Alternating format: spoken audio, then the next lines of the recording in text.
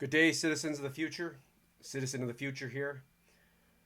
Today's video, I'm going to talk to you guys about the XRP ledger. What is XRP? Some of the deep connections that I've seen throughout my years following the XRP ecosystem, and just talk about some partnerships that not a lot of people talk about in the mainstream hype cycle. So, today we're going to do a technical deep dive on a thread I made and then some additional partnerships that I may see through at the end. So, before we get started here, I'd like to read off just my disclaimer. So, none of this is financial advice. I'm not paid to create any of this, but the reason I create content is because I see a lack of good factual information out there around regulated blockchain networks. And if you're investing in cryptocurrencies and blockchain, you don't want to invest off hype. You don't want to be like XRP's hitting 589. I'm going to put my money in, because then you're just going to get disappointed. So when you're doing research on these projects, you need to really dig into how are they connected to regulated partnerships with banks, institutions, companies, and what is the utility behind these tokens.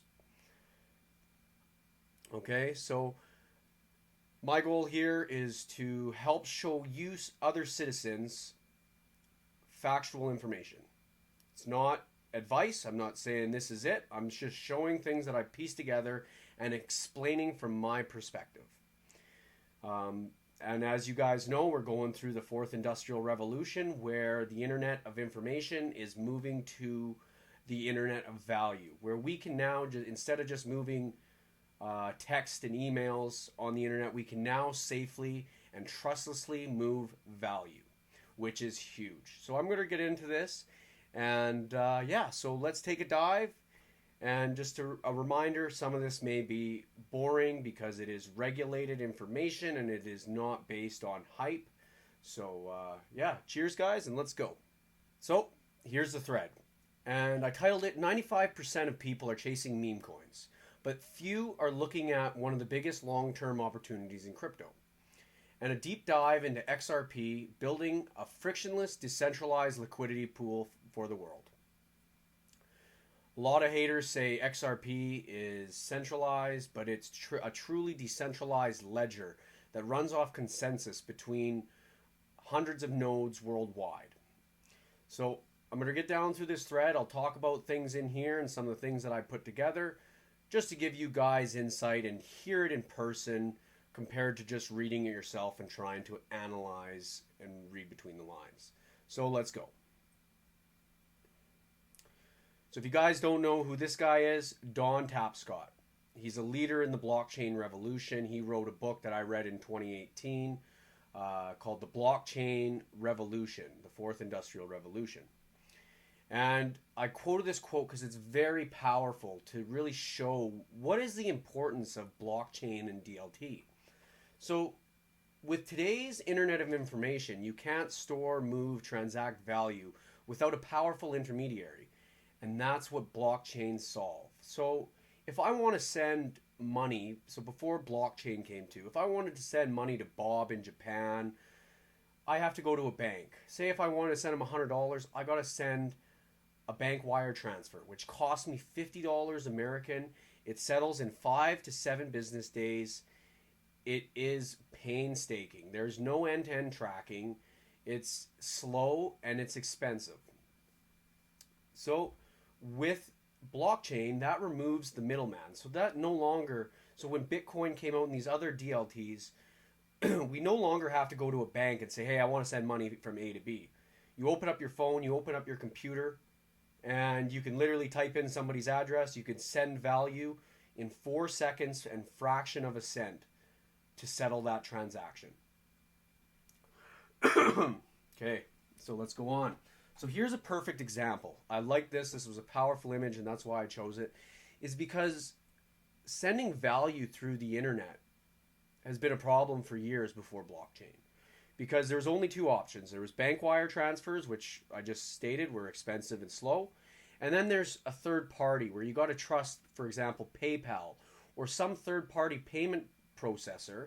And they have the ability to freeze your money whenever they want.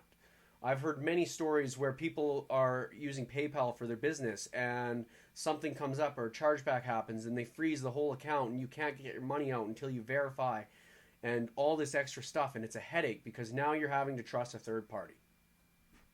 Okay, onward.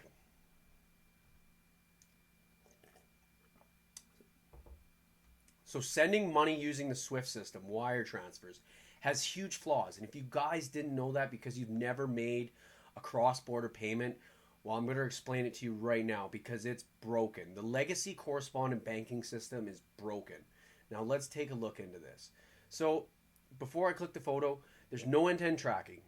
Payments take 5 to 7 business days. There's high fees, $50 to send one transfer. It may not seem much for us people in first world countries, but for people in third world countries, Africa, and these places where they're only making a couple dollars a day, $50 is a lot of money to a family like that just to send a payment.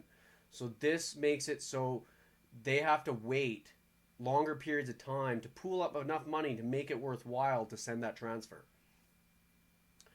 Another big thing that I've noticed, because I've had to get records from a bank which were older than 10 years, but I came to my surprise that banks only keep records for 10 years of transactions and then they're destroyed.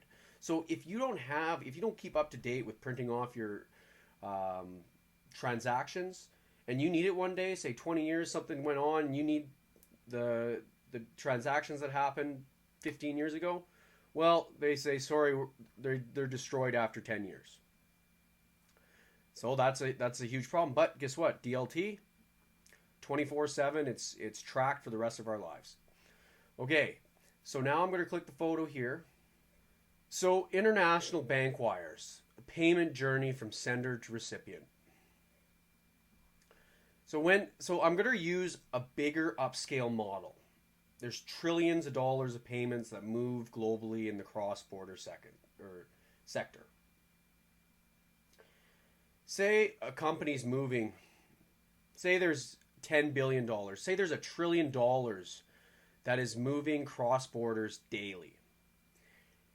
The way that the current correspondent banking system protects the double spend problem, the double spend problem means once somebody sends money, in order to protect it from them sending money to another person, they lock it in what they call a Nostro and a Vostro account. And these are settlement accounts.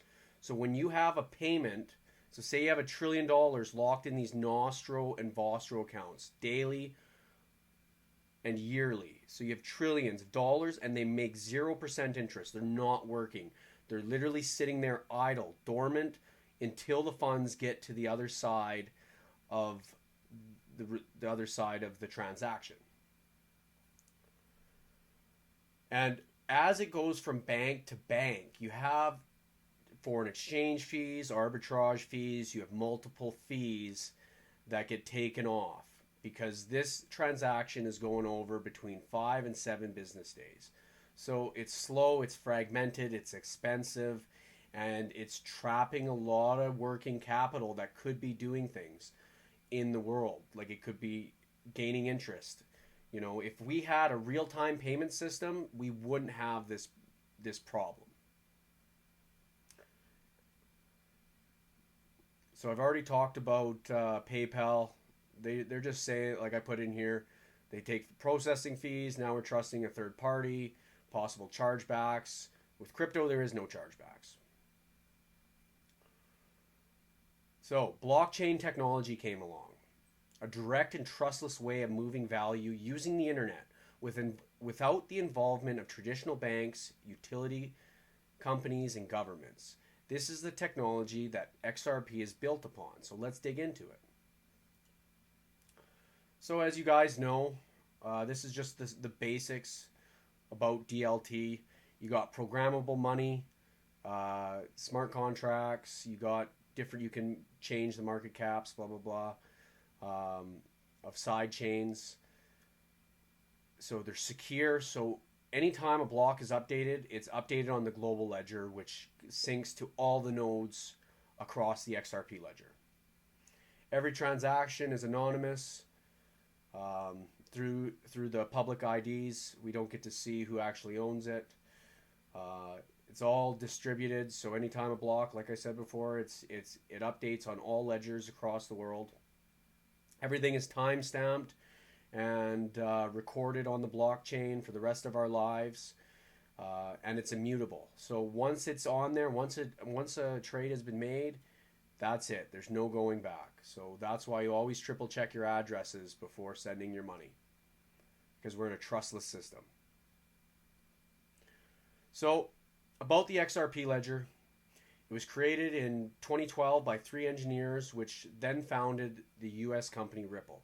So XRP ledger was created, and the creators gave some of the XRP to themselves, and then they gifted a large chunk to Ripple.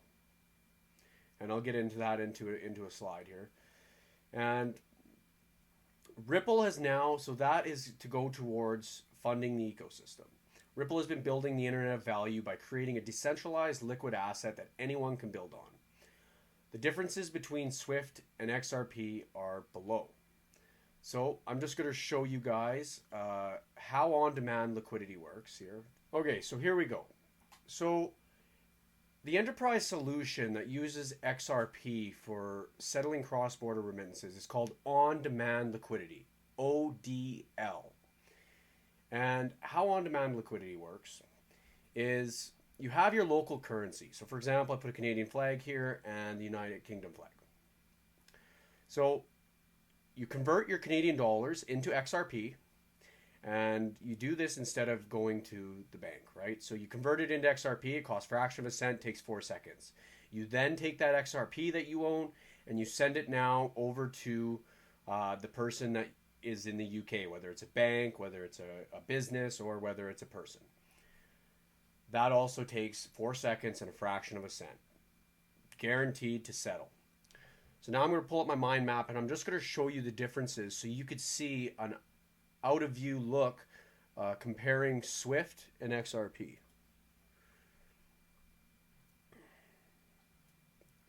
Okay, so here's my comparison. So XRP Ledger is, so they have RippleNet, which is ISO 222 compliant. If you don't know what that is, I highly suggest you do some research, but in perspective, it's a global messaging standard that is interoperable with traditional finance institutions and people who use the traditional finance system. So it's a messaging standard that can interoperate with payment systems globally. And that is an upgrade to the current system, because the current system is slow and broken, and all banks worldwide have to meet the ISO 222 standard by 2025. So it's compliant already. So they have the processes that are interoperable with traditional finance, which is huge, because anyone that has that ISO 222 standard, they can accept an XRP payment. So XRP has a 4-second settlement time and a fraction of a cent. It has real-time payments, so it removes the Nostro and the Vostro accounts. So those trillions of dollars locked sitting in those accounts there can now move in real time one day. So if the world, say, was to adopt XRP or these real-time payment systems, it would free up trillions of dollars into the global economy that can be gaining interest and paying off debt compared to sitting there idle. So comparing Swift to XRP and any other DLTs, so there's no, right now, current legacy Swift has no end-to-end tracking on bank wire transfers. They have Swift GPI.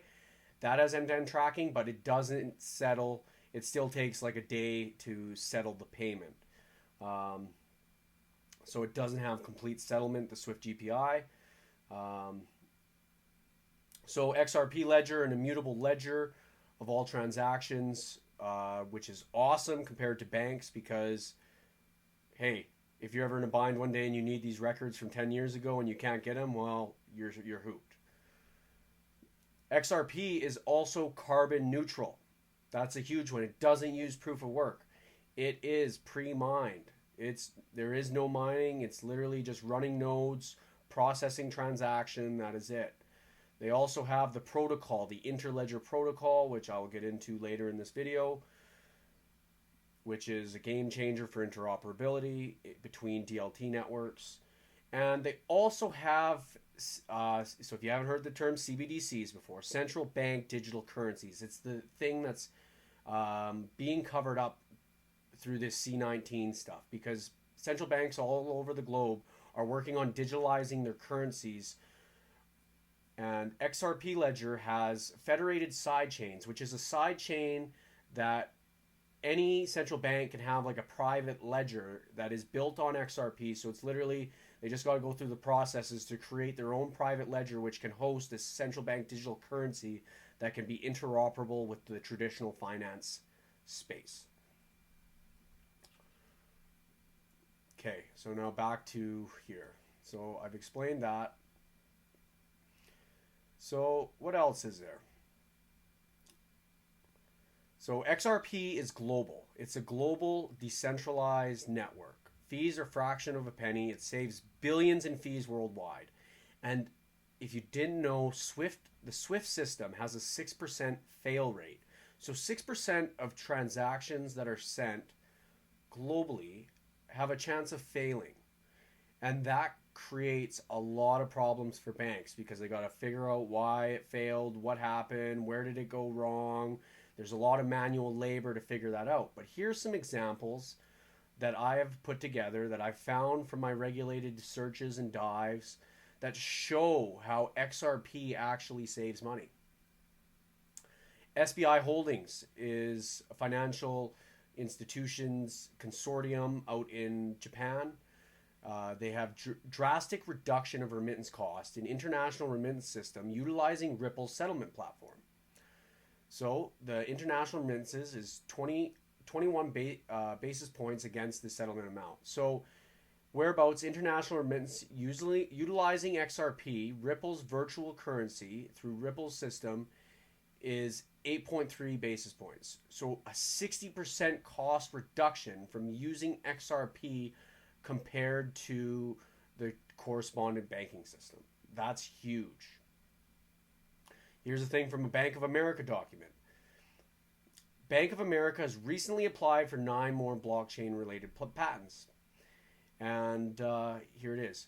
So they're trying to create more efficient financial transactions for consumers and businesses. Combined with Ripple's XRP token, Bank of America could save billions of dollars every year in cross-border payments.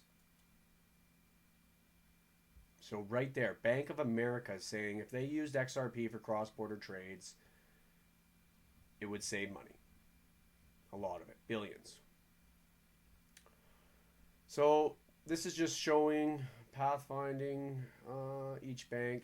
So it's just saying basically if banks globally had like a reserve of XRP tokens, so if Bank A had XRP tokens, Bank B had XRP tokens, they could transact between each other using tokens compared to holding money in both jurisdictions around the world. Okay, now I'm just going to go on here. So this is what it looks like. So the XRPL, the XRP ledger, operates with its consensus protocol between 150 plus validator nodes. So one, it's got deflationary tokenomics. It's carbon neutral. Anyone that uses the internet, that has access to the internet, can participate in XRP and they could build upon it. It has had zero downtime since 2012. And from what we know, it's working with at least 40 plus banks and a lot more in NDAs, which is waiting for to be released. Okay, so this is how XRP works. It works through the consensus protocol. So you got validators, node validators that come in agreement. So when a block is made, when a transaction is made, it is confirmed by multiple validators that, hey, this is a legit transaction. This isn't a fraud, and it picks through random validators to process a transaction. So nodes are all over the world. So you have 150 plus nodes on the XRP network that are running a full ledger of every transaction that has ever happened in the XRP ledger. So the only way to shut down the XRP ledger is if you shut down every node out there that's running. There's 150 nodes. So you can hack one node and try and put a transaction through, but it won't get verified through the consensus mechanism of other nodes. And the way they stop spamming attacks or DDoS attacks is if you were to attack the network by trying to flood it with as many transactions as you could, well, with that minimal fee of for a fraction of a cent, if you times that by 1 million transactions, you're gonna go broke really fast trying to take down the network by putting too many transactions, as XRP is scalable, and so the consensus between all these different nodes is what protects the network. So right here, one sec here. So validators propose a set of transactions to be included in the next ledger version. Validators add the transaction to the proposals if the most validators they trust propose these transactions. Validators remove the transaction if other validators they trust didn't propose them. So if it didn't go up on other validators, it gets shut down. So you guys can read this, pause it, take a read at that. It'll give you a little bit more in-depth view.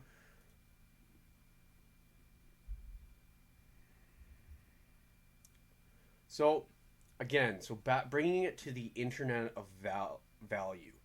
So how does XRP help this? Because it gives you, a person, a citizen, anyone that uses the internet, the ability to settle a transaction in 4 seconds and for a fraction of a cent.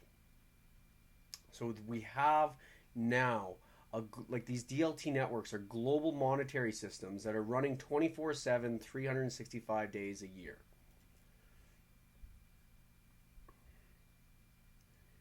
In here is a timeline that I found in a document. I think this was in early 2019 that I found this. From the Internet of Information, it's talking about how the internet was formed. And then we get into here, the Internet of Value. So this is Ripple's thing where they're making money move like an email does today, cheap and nearly free. So it's just saying Bitcoin was invented in 2009, Ripple was born in 2012, R3 was born in 2014, the ILP, the Interledger Protocol, was born in 2015, SBI Asia Japan is born, the first DLT banking network with Ripple, they partnered in 2016. They say this was just a rough timeline, but they say Ripple becomes the standard for international money transfers between banks. The ILP becomes the standard protocol for connecting banks, cash ledgers. So 20 to 2025, blockchain solutions for capital markets and trade finance emerge. R3 Corda, DAH, like the Hyperledger Fabric, ILP Java becomes the interoperability standard for Hyperledger Foundation projects. And then 2025 to 2030. So like this is the timeline that we're looking at. You know, if you're thinking long term is 6 months to a year and you want to be rich by then, well, you're thinking in the wrong perspective. You really need to step back. Like I've been following XRP since 2018. That's 4 years ago now. Where does time go? I don't know. It just evaporates. But we've been seeing so much progress. And 2025 to 2030 is the time that we'll see the adulting of these markets. We'll see really the regulatory clarity arise. We'll see it being used in day-to-day lives where people don't even realize they're using these DLT networks to settle transactions or to payments in video games, etc., etc. So the Internet of Value is a term everyone should, if you're a citizen in the future, the Internet of Value is having the ability to move money like email does today.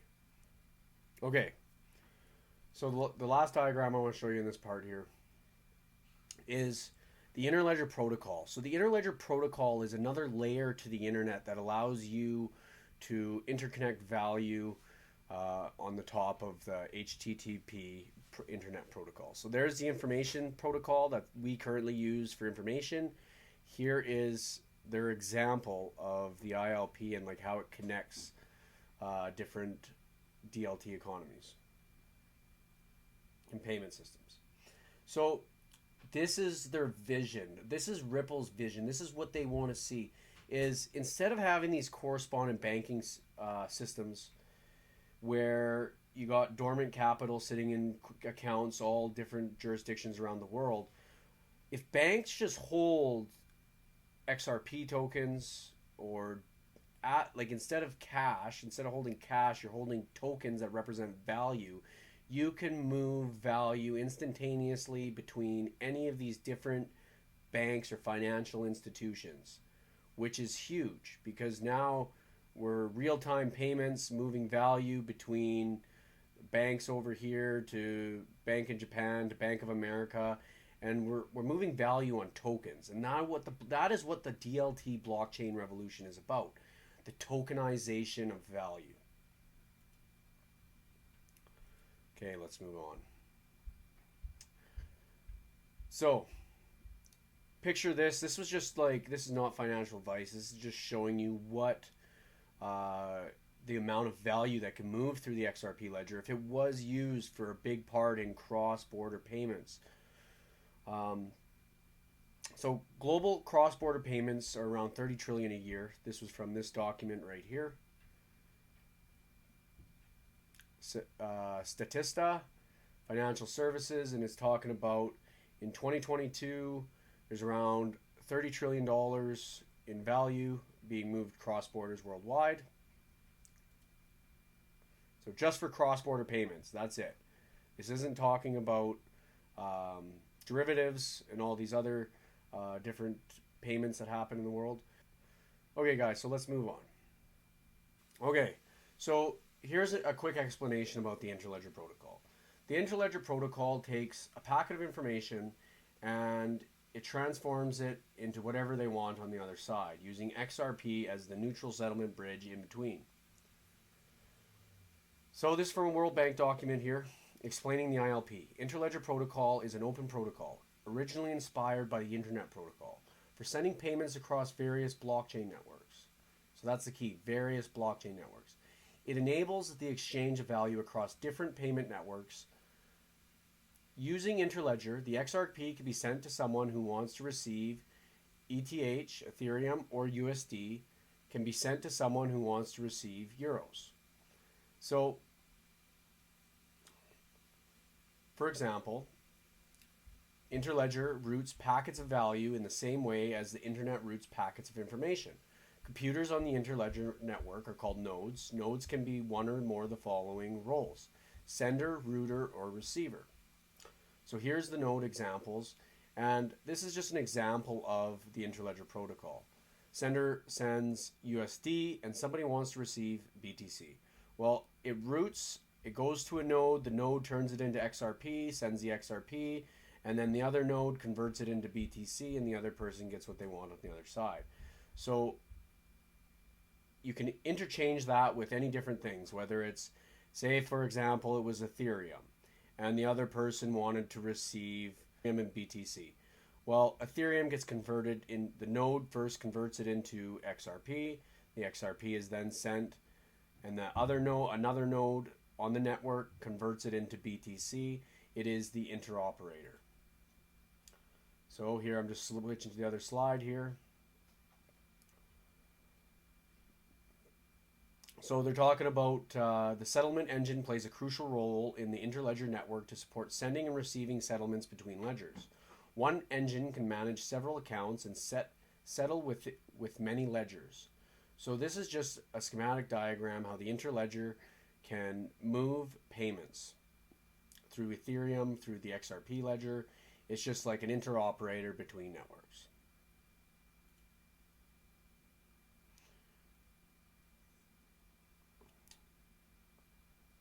So the other interoperable solution that I've seen in the markets is Quant. Quant with their Overledger. That's an operating system that allows them to interoperate between blockchains. That's almost like Interledger Protocol allows people to interoperate between blockchains. So now let's dive into some partnerships that I've seen that use the Interledger Protocol. So one is the Bank of England completed a proof of concept, which is huge. If you didn't see this, this is great. This was 2019, 2020, I can't remember. You could Google it online too. You could find this exact same document. FinTech Accelerator Proof of Concept. Synchronized settlement of payments using the ILP. And here we go. We wanted to explore the synchronized movement of two different currencies and two different simulated real RTGS systems, real-time gross settlement, using the Interledger Protocol. And the proof of concept, you guys can read all this. I'm not reading. I'm just cutting to the good facts here. The Ripple solution utilized by the bank was built around open source Interledger Protocol that enables payments to be made across different ledgers and networks across the world. So this is interoperability between different networks. A ledger is essentially a file used to record transactions measured in terms of a monetary unit of account. The solution used Ripple's Connect, which acted as the interface that enabled an institution's internal systems to integrate with the Ripple network. So legacy finance can interoperate with RippleNet. So that's like the ISO 222 standard. This means that payment instructions can be sent and received, and the state of payments can be queried. The solution also utilized the ILP validator network, which coordinates the settlement of the payments between the transacting ledgers, and is the source of truth regarding the success or failure of such payments. We successfully integrated the Ripple solution with two simulated RTGS systems hosted in the cloud and demonstrated that we can process a successful cross-border payment across two real-time gross settlement systems simultaneously. We also demonstrated that an attempted cross-border payment that failed validation on the receiving side would not be honored. So this was a pass. Okay, and that's huge.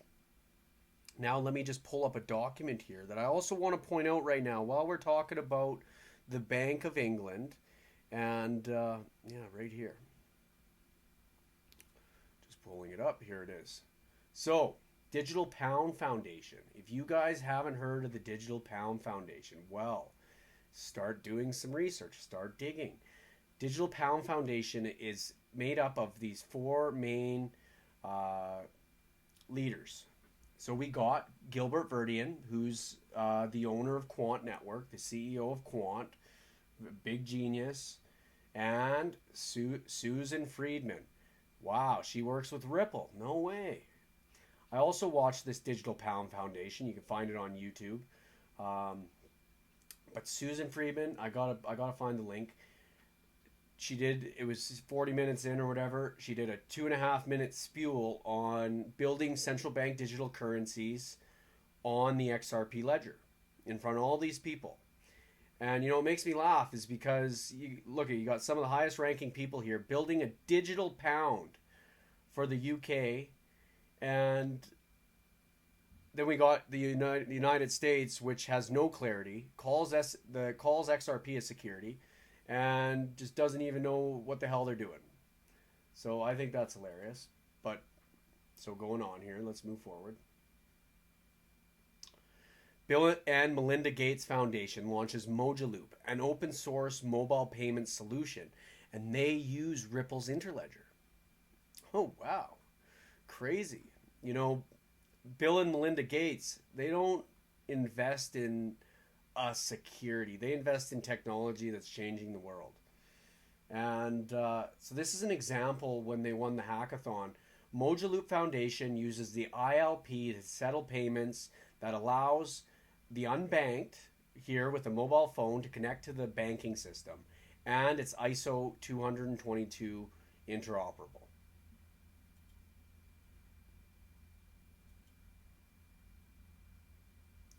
So if you also haven't looked at Mojaloop, I've written it in the thread. You can look into that. FNA here. They also use Interledger Protocol, so I'm just going to go down here. So what is FNA? Here we go. This is deep. So FNA is trusted by the world's leading central banks, financial institutions, and national security organizations. Department of Defense, Finality, Ripple, CME Group, Payments Canada. And what do? They allow payment simulation for financial market infrastructures. So they allow you to digitalize your systems and see it before you flip the switch. Let me show you what a digitalized market looks like. You can see all the inflows, all the outflows, how much value is being sent. You can see the trends. You can map it all out. You could sit in front, the highest elite could sit in front of a computer and they can watch how much money is moving in the system. Huge. Digitalization of money is here, everyone, and I hope you're ready. Okay, so here is proof that FNA can use ILP. Liquidity optimization. Ripple defines liquidity requirements with FNA.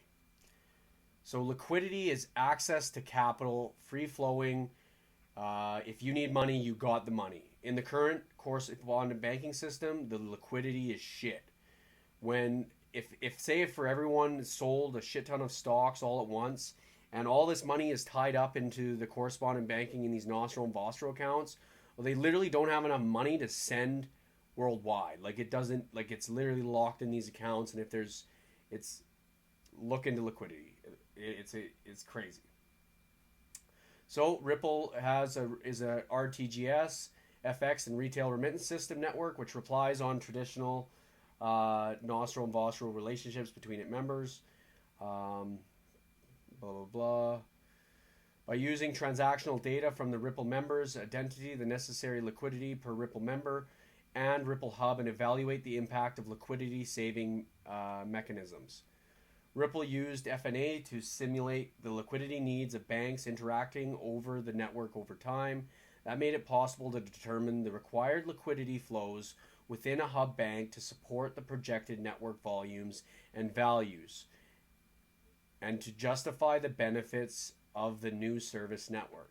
So what it's saying is Ripple, having these Ripple liquidity pools allows a bank to see how much they're actually sending on a monthly scale and how many tokens they actually need to hold to meet that they have enough liquidity to match their monthly or yearly payments worldwide, back and forth.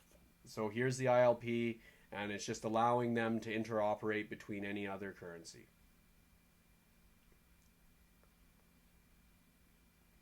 Okay, so here's that federated side chains for central bank digital currencies that I told you guys about.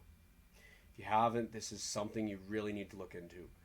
So what it looks like is, so Ripple has the CBDC technology, which is easily to build on.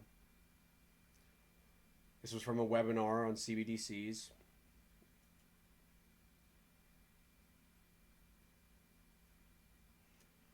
Just one sec, I'm just going to the next slide here. Okay, key learning and opportunities. So this is head of project Yubin for Singapore. So he worked with, his name's Wiki, and he worked with R3 and Deloitte and Project Jasper, and those are projects for central bank digital currencies. Key learnings and opportunity, or benefits and opportunities. Let's see. An international settlement network modeled after Yubin 5 could enable faster and cheaper cross-border payments. Businesses are applying blockchain technology to develop common platforms to improve the flow of information and enable end-to-end process digitalization and automation. So you guys got to remember, DLT and blockchain automates contracts. It removes human need for confirming a transaction. It's completely automating the process. This was from a JP Morgan document, And it was most relevant for wholesale CBDCs, and it was actually really convenient that XRP was one of them. So that's why I put that in there as well.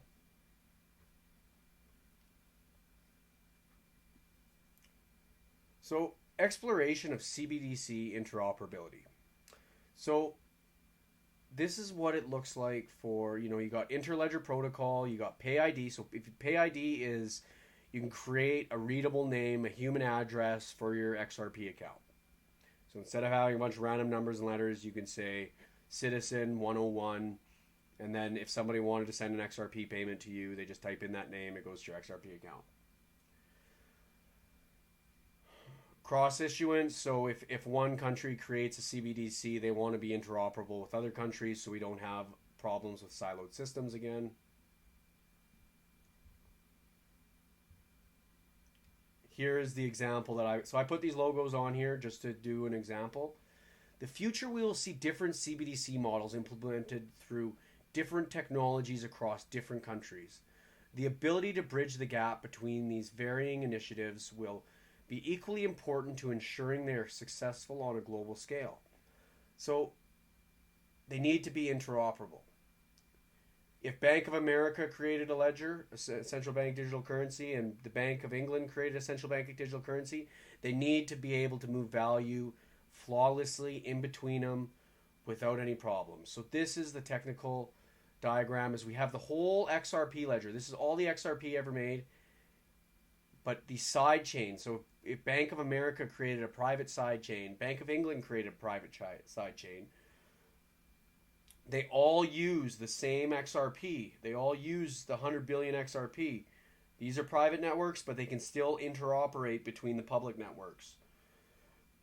So one day we could see 10 side chains. We're seeing side chains already. They all use the same XRP. And as the more liquidity flows into these side chains, the more that is on the main XRP ledger.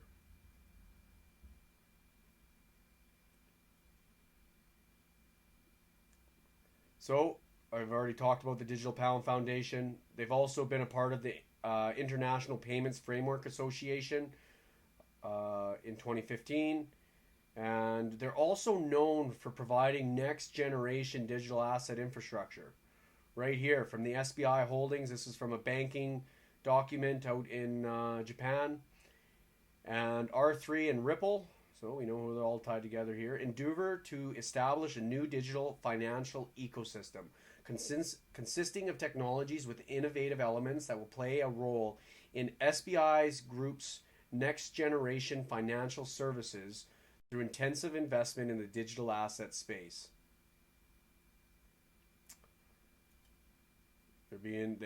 Japan is ahead of the game. They got regulatory clarity. America falling behind. Here you go. You can just see this. I'm not going to read it too much. I'm just going to go here.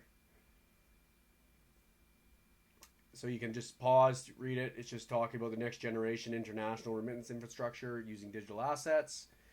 And this is clarity right here. This is where XRP, which is leading the development of, which Ripple is leading the development of, is not a security in Japan, but a digital asset, and is handled by registered crypto asset exchanges. There's a difference between a security that meets the Howey test, and then there's a digital asset like XRP. Big difference, but the SEC has their head in the ass. They love Ethereum. They're favoring Ethereum because I think the moving to proof of stake, they're heavy bag holders. That's just a bunch of gibberish, because we should have clarity as citizens to move value globally. XRP is a huge solution. This is just me calling out the SEC because I think it's corrupt bullshit. So moving on, Ripple is creating a liquidity hub for the world.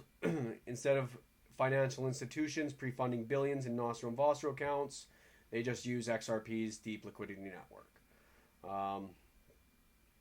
So Ripple's also creating the liquidity hub, which will allow enterprises to source, trade, and move and manage value from a variety of liquid venues. This is coming this year. They're working on it. You guys can check out the thread because I see we're getting near 50 minutes. So using XRP for settlement allows banks to free up capital instead of using foreign currencies. So here's an example. It's going slow here, but the sender's bank, they move XRP from one to another. That's what they use as a settlement currency. And that's going to reduce fees. It's going to reduce time, friction. It's just, it's awesome. So when I first wrote this, I used the wrong terminology. So XRP isn't the compliant token. No.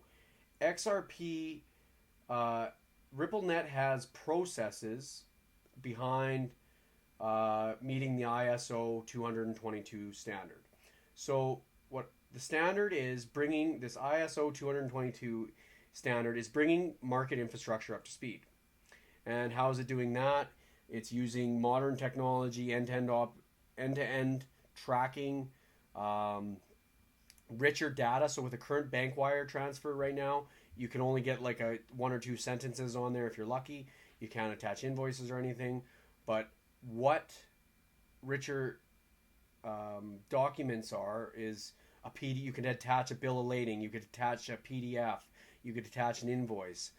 That is a part of this ISO 222 standard. This was just a chart. It's now been pushed off to 2025 for the ISO migration for banks worldwide. And this was released on a Federal Reserve document for 2 days. It was the Interledger Protocol family and ISO 222 ecosystem. So this is networks that have the processes behind it that can be interoperable with the ISO 222 standard that can work with traditional finance and banks. So we have Ripple, we have XDC, we have USDC, Algorand, Stellar, R3. These are all, and we know that the INATBA, one of the founding members is Quant. I'm going to get into this in another video, but not right now. But that's the connector that allows these networks to be interoperable between other networks. Okay, so I'll do another video about Fort. I'm not going to get into that right now, but basically they use XRP for their micropayments in their video games, which is huge because video games is a multi-billion-dollar industry. But yeah, they use XRP as the settlement option between players in the video games. So this one's a huge one for XRP that I noticed. So Rosa Rios, 43rd Treasurer of the United States, joins the Ripple Board of Directors. The lady's whose name is on the $100 bills sees the internet of value XRP is building. Right here. So her signature on the $100 bill. And what does she say? XRP's primary purpose is facilitating cross-border payments while other cryptos find their value in speculation. China's latest move brings this point home. So that was just them talking about banning. She was talking about banning Bitcoin and blah, blah, blah. But XRP is the cross-border payment. She was a treasurer of the United States, goddamn, and she's saying she loves XRP. Ripple is a Amazon AWS partner. XRapid lets payment providers and other financial institutions minimize liquidity costs while improving their customer experience. Damn rights it does, because if you're settling with XRP and RippleNet, instantaneous, fraction of a second. And yeah, so here we go. XRapid, which is XRP right here, on-demand liquidity, saving costs. You can search this up and it will come up on the Amazon website as well. So Brad Garlinghouse, CEO Ripple in 2018 at the Swiss National Bank Conference. I'm sure if you've been in XRP, everyone's seen this. But who's he sitting with? This guy's sitting with the chief exec Hong Kong Monetary Authority, Christina Lagarde. She always, I think she's connected in with XRP in some way. But Chairman Saudi Arabian Monetary Authority, Director of Monetary Markets, IMF. So what else do we got here? A company that excels in business innovation called R3 is also partnered with Ripple. R3 is known for being able to interoperate, so customers can choose whether they want to settle with XDC or whether they want to settle with XRP. So XDC uses or R3 has the DASL bridge. The DASL bridge is what uses and settles with XDC right here. R3 Corda now has the bridge to public blockchains with the arrival of XDC. This one is, so I also put in here just to explain what Corda is. It works with central banks and huge corporations all over the world. This was from another SBI document, R3 and Ripple. R3, you can choose to settle with XRP in there. That's just in their processes, so you can see R3, here's what they can do. They can also choose to settle with XRP.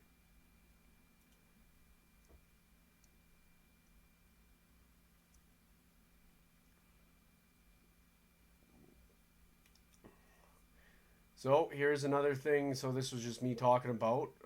Here's proof of SBI using XRP Ledger for their cross-border remittances. SBI Remit deploys Japan's first international money transfer service using crypto assets.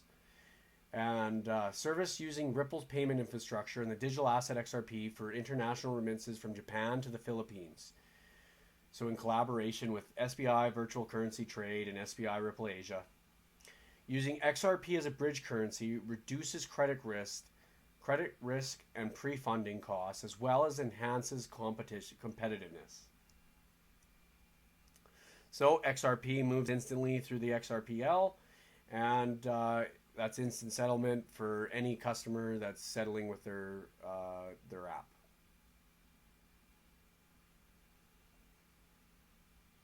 So as we know, once Flare launches, I know it's been a year, but they're building and they're building it right. I still believe, and I'm waiting patiently because what they're going to unleash is going to be something crazy. But this will allow ETH smart contracts to function on XRP Ledger and interoperate with the XRP Ledger with no Ethereum gas fees. And that is what is huge. So my buddy, I'll put his name in the YouTube, but you need to check out his work on Twitter because he makes these mind maps that are just beautiful. So we know Songbird is the test net for Flare. So once Flare is ready to launch, they get launched on Songbird, and then Songbird will launch Flare, and that's passed, and then it's interoperable with F assets. Yeah, so that's just a quick rundown of Flare. It's going to be a game changer. So these are just some of the connections. These are literally a fraction. I can literally open up my mind map and you guys would be like, what the hell? But document the stuff you guys see. Okay, I use this program called Figma. You guys should too. It's free, and you literally take screenshots, you upload it to there, and you can have access to all the information that you've seen and found helpful. Because you know what, we're all in this together as a team. Teamwork makes the dream work. You guys might see things that I haven't seen. You guys might find things. I might find things. If we all share and work together as a team, we will see some awesome and exciting stuff. So, to close this off, XRP is carbon neutral. It's never had any downtime, okay? I think the connections are so deep with XRP and that it's just a matter of time of waiting for clarity for this SEC case to get solved. And the deeper you look, the more stuff you find, and it really is like, wow, why doesn't mainstream media talk about this? So I hope you like this bit, just skimming the surface. I'm going to create more content over time here, Citizens of the Future. So if you like this, if you got something from it, like, comment, subscribe.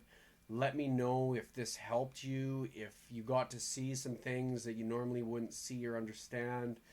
But always keep learning. Don't invest and stop learning. Don't ever think you know everything, because you don't. It's not one network that's going to save the world, and the world's not going to run on one network, but it's going to be a network of networks that are going to succeed in the long run. Don't be just a one coin maxi. There are many companies that are making regulated federal connections that are going to succeed in the long run. If you like utility tokens and you like seeing how these cryptos and the breakdowns that I do, come follow me on Twitter here at Utility Theory. Follow me on YouTube. I post content on both. I'm more active on Twitter as I get to do things when I'm out and about. I can do a quick tweet or something that I see. But also leave any constructive criticism that you may have for me to improve my content for you citizens that are watching this, because I'm just trying to get all this. I've got thousands of hours of research in my head that I want to try and help other people see some of the things that I've seen over these last 4 years participating in these blockchain markets. So I'm willing to accept change. If I made a mistake, say it out there, provide some proof, and I would be happily to change it. So until then, thank you for watching. If you made it this far, I hope all you guys the best Q1 and the rest of 2022. And cheers. Until next time, Citizen of the Future out.